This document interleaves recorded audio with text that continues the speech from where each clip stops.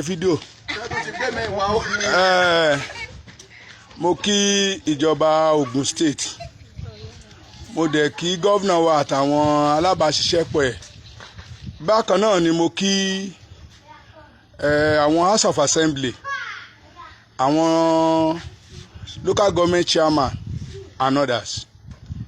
Èmi jẹ́ kan nínú àwọn chairman CDA ní àdúgbò mi ní mowe níbí. Orúkọ mi ni Timothy Agboola.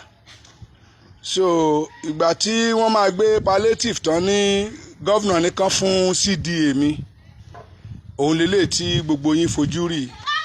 Tí mo bá sọ̀rọ̀ tán máa ṣó ojú mi, kì í ṣe pé mo sápamọ́ rárá àtọ̀, torí mo fẹ́ kí gbogbo àwọn ọmọ Nàìjíríà orí pàápàá àwọn tó jẹ́ CDA mẹ́mbà mi kó má dàbí wípé chairman ti gba palliative àpò ráìsì 20 àbí 10 àbí 5, ó wá ń fi ṣíbí pín fún wọn, because ní under means àwọn tó ilé tó wà lọ́ndà means more than 200, kí má ti sọ̀rọ̀ àwọn èèyàn tó ń gbé nínú ẹ̀.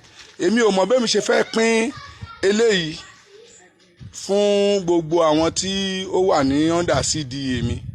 So torí tó bá yá ń sìn wá ní wọ́n pín palliative, èmi ò rí palliative kankan, mi ò mọ̀ tá a fẹ́ fi eléyìí ṣe, mi ò dẹ̀ mọ̀ bí mo ṣe fẹ́ present ẹ̀ lójú àwọn CDA members, ní àwọn tó wà lọ́ndà CDA mi. So ló jẹ́ kí n ṣe léè kí gbogbo ayé lè rí pé Ogun State ń ṣe bẹ́bẹ́ o, wọ́n dẹ̀ ń tọ́jú àwọn èèyàn gan-an. ẹ̀rí rest gbé fún wa. So mo fẹ́ kí gbogbo ọmọ Nàìjíríà rí, tó bá yá sí wọn ní billions of naira àwọn fi ṣe kínní. Gbogbo ẹ̀yin tẹ́ ń wà lẹ́yìn wípé olóṣèlú ni kó máa bá lọ, àwọn kínní ni kó máa bá lọ náà lẹ̀ ti rí yìí o. So n tó ń ṣe fún wa lélẹ́yìí o, gbogbo èèyàn lè rí ojú mi, mi ò ń ṣe ẹni tó sápamọ́ rárá àtọ̀, mi ò ń ṣe ẹni tó sápamọ́, ojú mi lélẹ́yìí. So mi ò mọ̀ bọ́n ṣe ní ká pín palliative eléyìí o fún gbogbo àwọn CDA mi, òun lélẹ́yìí tí mo gbé dání. Bóyá agolo sọ̀rọ̀ ni kí n fi pín o, bóyá èèkánná ọwọ́ ni kí n fi pín, mi ò mọ eléyìí tí mo fẹ́ fi pín bẹ́ẹ̀. So òun lélẹ́yìí gan. Ẹ ṣé, Ọlọ́run á nífẹ̀ẹ́ yín bẹ́ẹ̀ ṣe nífẹ̀ẹ́ àwọn ọmọ Ogun State yìí. Ìyà ń jẹ wá ń bíbà, kò sọ́nà kò sí nǹkan kan, ń tẹ́ wá lẹ́ gbé fún wa rèé. Ọlọ́run á pín déédéé fún yín o. Ẹ ṣé.